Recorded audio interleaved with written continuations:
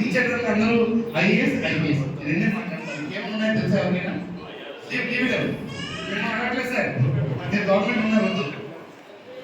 Next చెప్తాను మీకు వస్తాను. ఎవరికైనా తెలుసా? పిల్లలు చాలా ఉన్నాయండి. ఎవరైనా చెప్తారా?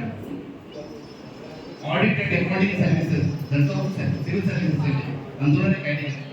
IRS, IFS, foreign service and forest service రెండు ఉన్నాయి.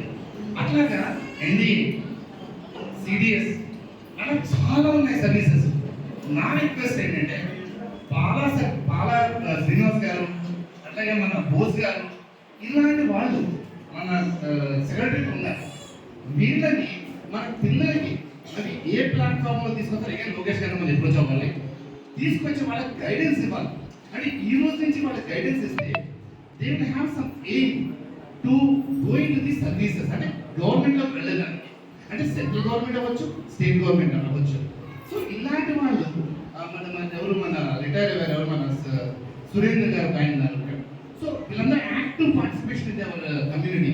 సో ఇలాంటి వాళ్ళని నా రిక్వెస్ట్ ఏంటంటే bring the children in the same platform and guide them for entering in to the different government organizations, maybe state government or central government, in IAS.